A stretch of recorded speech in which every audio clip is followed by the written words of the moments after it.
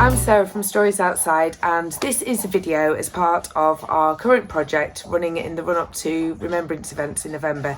The project is called The Lamps Are Going Out, and we are working with schools across Preston to celebrate and remember by making lamps and lanterns and putting them in our windows in November. So in this video, I am going to show you how you can become part of our project and make your own lanterns at home with simple things that you will already have around your house. So keep watching, get involved, and we would love to see any of your creations. So if you do make a lantern, then please do send us some pictures, and you can send them to our email address, which is at the bottom of the screen. Thank you. So this is the easiest way to make a lantern for remembrance out of materials that you've got at home. So first of all, you need to find yourself a jar or some kind of receptacle that is clear. And the idea is we're going to get a tea light, a battery operated tea light. We don't want to use a naked flame. We're going to put that in the jar and we're going to wrap something around it for the light to shine through. Now, most people have got greaseproof paper in their house. If you haven't, you can get it from the pound shop or the supermarket. So you want to cut yourself a strip of greaseproof paper that is roughly the same height as your jar. And then you're going to trim it so that it's the right size to wrap around your jar. And then you're simply going to decorate that. You can use Sharpies. You can use wax crayons. They work really well. So here's one that I've already started. I've decided to go for poppies. So I've just drawn these on with pens. The purple poppies to remember animals that fought in the wars as well, or contributed to the war effort. So I've drawn my poppies. The great thing about greaseproof paper is because it's see-through, you can actually draw on both sides. So if you don't want to scribble over the stuff that you've done, but you want to colour in the background, then simply flip it over and you can add some extra details in the background if you want, and they will show through when the light is shining on it. So I'm just going to do this very quickly and to put just a bit of extra greenery in the background of that one.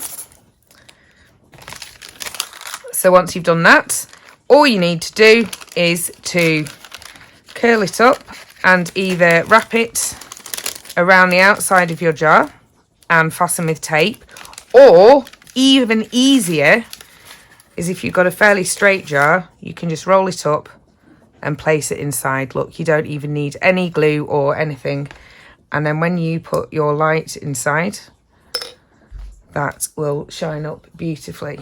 I will show you an example of these in the dark in a second. So that's one way of doing it. If you're a bit worried about your drawing skills and you don't want to go freestyle like I just did, then you can cheat and you can print a picture out to copy. Now on this one, I've got a picture of a pigeon. Pigeons were very important during the war, getting messages around and saving many lives. So take your greaseproof paper and then you can just simply cheat and draw from a printout or whatever you wanted. So I started this earlier. I'll just give him some feet. Or her, and pigeons have a bit of green, I think, around the neck as well, don't they? So give him or her a little bit of green, maybe a bit of yellow around the eye. Then you can do whatever else you want. You can write on it, you can colour it, whatever. And then again, you're just going to wrap it round and tape it. So a little bit of tape. Or you could use sellotape, whatever you've got to hand really. I should probably have trimmed this a little bit more before I did it, but that'll give you the idea. So if you want your paper on the outside, it's as simple as that. And again, when the light is in that, it will glow up. You'll see it better in a minute when I do it in the dark. So there you go. The easiest way to make a lantern.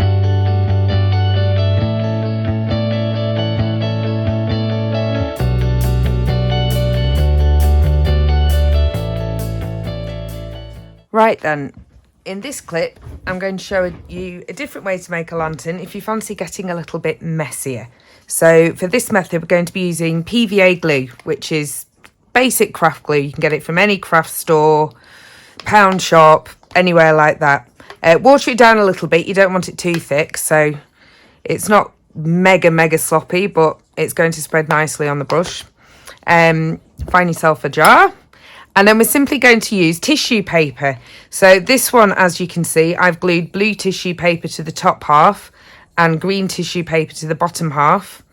And then after that had dried, I use a Sharpie marker, or a felt tip pen would work the same, and I drew on some poppies in extra detail. On this one, I covered the whole jar in white tissue paper, and then I cut out red circles, which was fiddly, but you can spend as much or as little time on this as you want. And I stuck red poppies all over it. And again, I used a marker pen at the end to just do the little black dots. So for this one, I've got myself a blank jar. So just to show you the basic tissue paper technique, I've found this is the way to get least messy. If you apply the tissue paper to the jar first, you can keep your fingers inside the jar, so it is possible to do it without getting glue everywhere. So you want to cover your jar where the paper is going to go in glue. You don't want any part of the paper to be touching a part of the jar where there isn't glue, because obviously then it won't stick. And then you simply place your tissue paper on, and then if you wipe your brush a bit, you can use your brush, look at that, to stick it down, and that way you don't get any glue on your hands. So it is inevitable you're going to get some glue on your hands, but this is the least messy way of doing it that I've found so far. So I'm going to try this now. I've got another piece of tissue here. Now this one I've drawn on beforehand. So I've written "We will remember them," and I've done a poppy, a red poppy and a purple poppy. So I'm going to lay this on the other side of my lantern. Gently push it down. Again, making sure, even if it's overlapping another piece of paper, that there is glue everywhere that this paper is going to make contact with. And then look, just smooth it down.